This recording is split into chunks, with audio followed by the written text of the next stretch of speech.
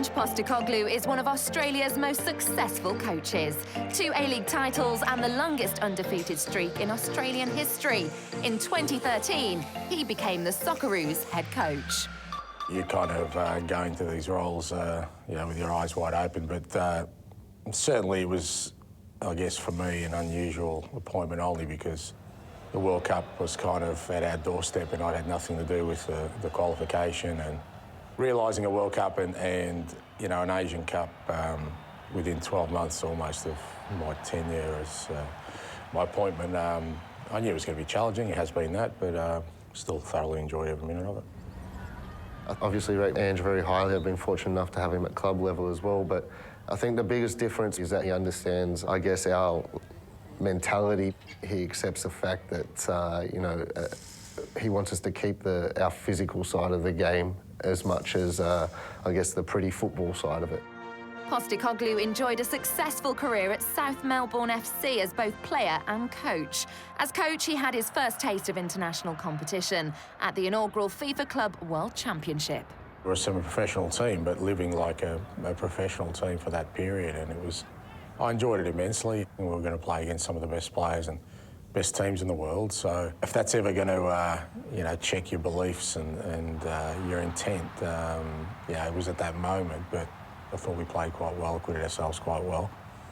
And if anything, gave me more belief to keep heading down the road we'd sort of started. As Australia coach, Postecoglou has spearheaded the team's development, despite defeat to Chile, the Netherlands and Spain in the 2014 World Cup.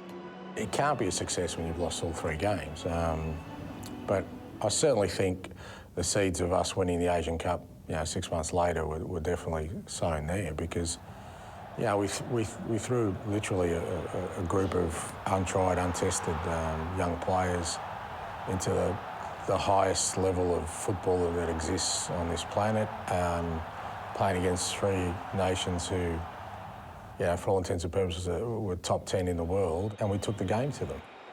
It starts with just a basic belief in us as a nation to play a certain style of football, which maybe in the past we haven't believed we were good enough to do. And you start with that seed, and then everything else, every other decision is based around that. The following January, Australia won their first Asian Cup, and in doing so, they qualified for the 2017 FIFA Confederations Cup. The Confeds Cup is, I think it's the only FIFA men's tournament I haven't been to yet. I've done the Club World Cup, I've done all the underage ones, I've done the Senior World Cup, so I guess for me it'll be a unique sort of set of experiences that I will have had, and looking forward to it. With the 3rd round of World Cup qualifiers beginning in September, the champions of Asia no longer see themselves as underdogs.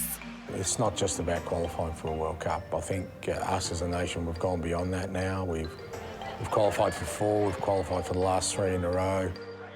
We want to go to Russia and really make an impact this time, and as a nation, see if we can, how far we can get. And while Postecoglou is committed to Australia, he knows his career path will one day lead him elsewhere. And I've got a real burning desire to coach abroad. I've got no doubt my next job will be abroad, and it'll be maybe in Europe, back in club level, because that's still something that I want to have success, meaningful success overseas as well. I've done it obviously domestically here in Australia, I've done it internationally now with the Asian Cup, but having success abroad is something that drives me as well, so that'll be the next challenge.